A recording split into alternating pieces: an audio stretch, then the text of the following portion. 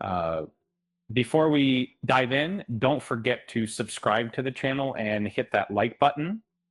Uh, it helps us bring you more content like this. Ever wondered why some games become lightning rods for controversy, only to emerge as massive successes? Uh, um, Take Hogwarts Legacy, for instance. Uh, Despite headlines screaming about boycotts, it sold over 34 million copies. Um, so, what's the real story? Recently, Dame Rant claimed the sequel must follow their playbook to avoid a repeat of the alleged boycott. But here's the kicker: there was no boycott. There was no boycott. There was no boycott. And the game wasn't derailed by controversy. It dominated charts and became a record breaker for Warner Brothers games. So, why are some journalists still pushing this narrative? It's simple. They're rewriting history by framing Hogwarts Legacy as a victim of social media outrage. They're trying to claim they could have changed its fate.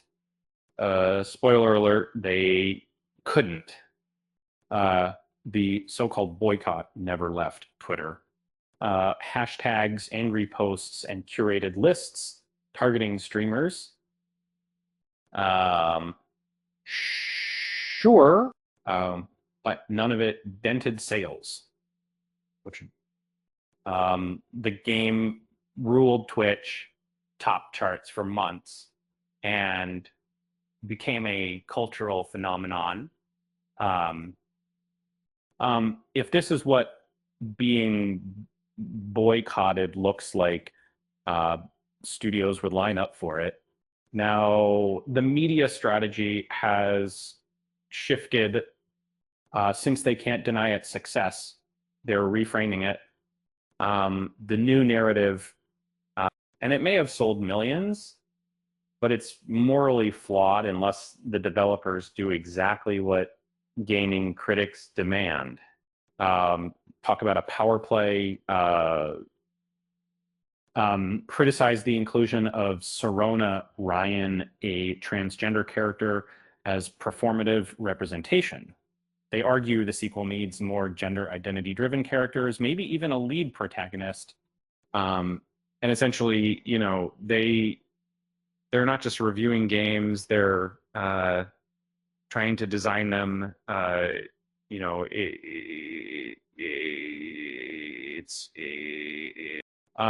Here's the problem: there's no evidence that representation hurt the game. Players could create characters of any gender identity, and Hogwarts was a diverse melting pot. Yet critics weren't satisfied. It's like they wanted a checklist, not a game. And despite the uproar, players didn't boycott. They celebrated to technology, and the character added to appease critics. It didn't satisfy them. What would nothing? This was never about the game. It's about control over messaging, tone, and what's deemed acceptable. The irony succeeded because it focused on adventure, exploration, and the magic of its world. And fans loved it. The sequel doesn't need an ideological checklist, just another great game that trusts its audience. And here's a joke for you.